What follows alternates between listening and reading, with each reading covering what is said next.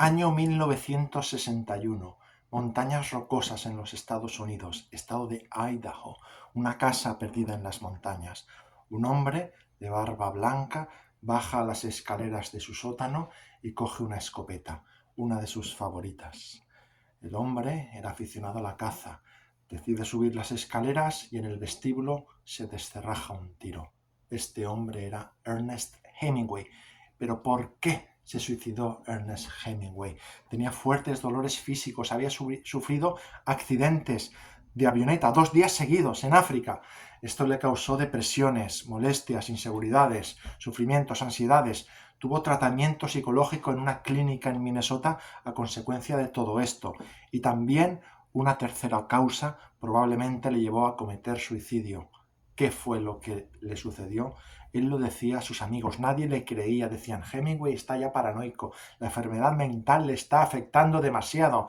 ¿Qué le sucede? Pero Hemingway decía, el FBI me está siguiendo, me ha puesto micrófonos en el coche, me ha puesto micrófonos en el teléfono, interviene mi correo, ¿quién si no? El FBI tiene que haber sido. Eso decía Hemingway, nadie le creía, pero años después, cuando el FBI abrió sus archivos al público o fue obligado a que los abriera, allí se descubrió que efectivamente Hemingway, como 500.000 norteamericanos más en esa época de los años 50 fundamentalmente, sufrió seguimiento por parte del FBI. Así que falleció Hemingway en el año 61. Y decimos que había sufrido y le había pasado mal en los últimos años, pero ¿cómo fue en los años anteriores? Vamos a hacer una biografía a la inversa, desde el final hasta el principio, hasta encontrarnos a Hemingway bebé. En el año 54 Hemingway tenía su prestigio, finalmente su premio Nobel, 54, 55, ¿qué importa el año?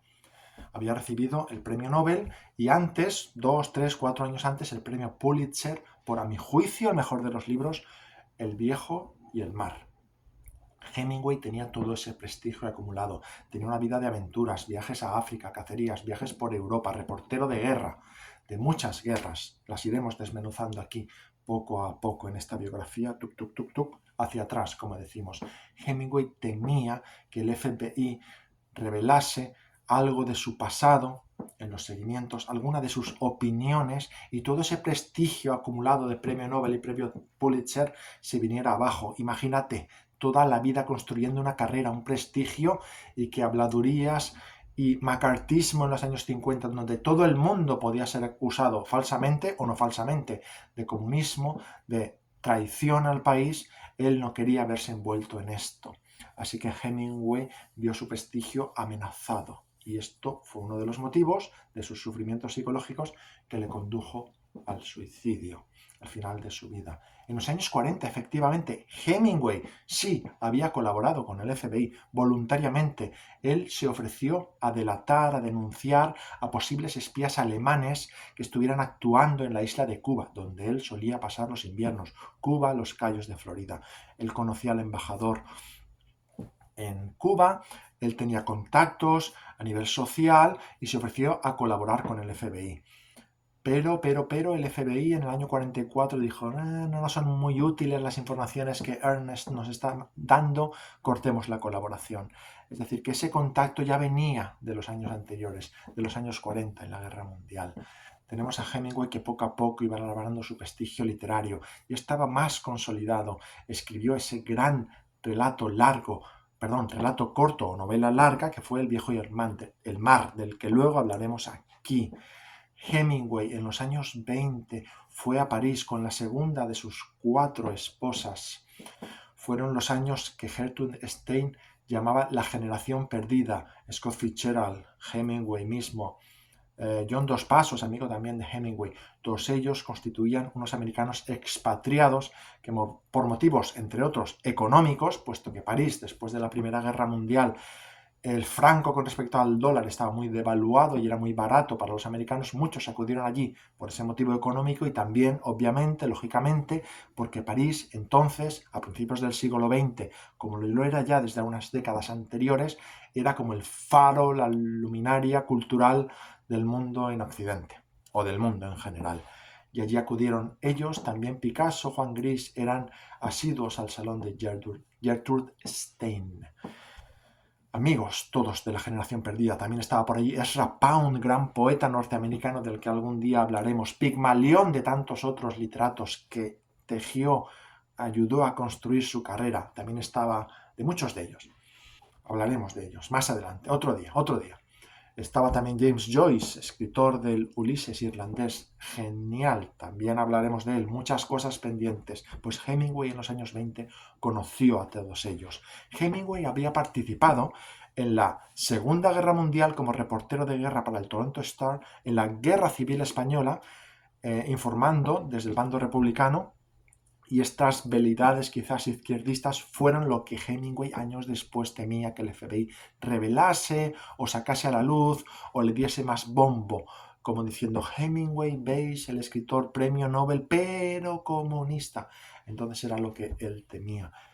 En la Guerra Civil Española, en cambio, su amigo John Dos Passos, que también estuvo allí, se desengañó bien pronto del bando de la República, puesto que uno de sus amigos o intérprete, me parece, sufrió muerte por parte de los servicios secretos soviéticos que operaban a sus anchas en el campo republicano.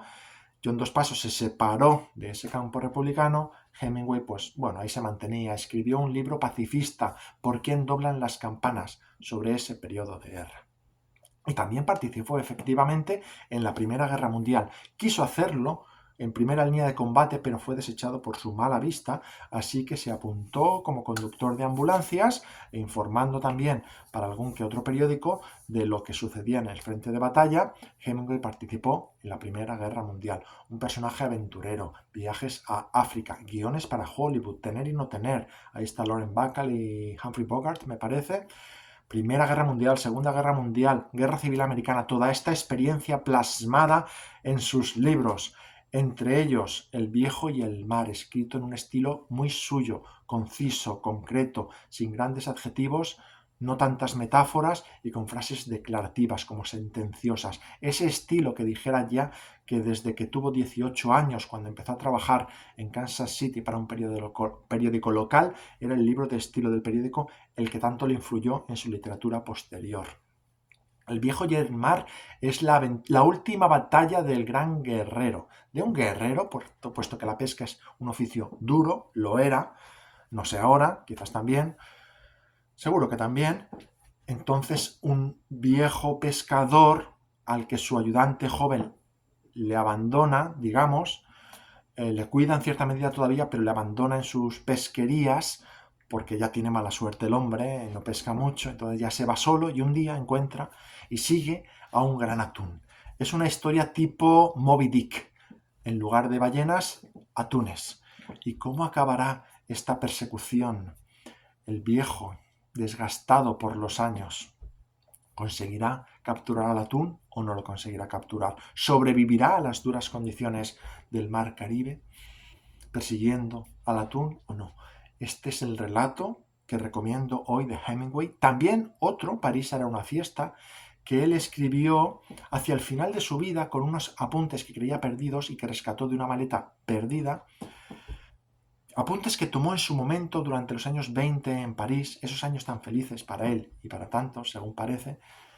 Con esos apuntes reconstruyó esa novela, París era una fiesta, también muy recomendable, optimista, siempre con su estilo, novela corta, grandes sensaciones leyéndolo de lo que es la vitalidad que él reflejó en su vida, aunque también sufrió mucho, ese espíritu de aventura, de adentrarse, de escribir de pie y sufriendo, como yo estoy ahora de pie y amenazador por este ventilador de aquí detrás.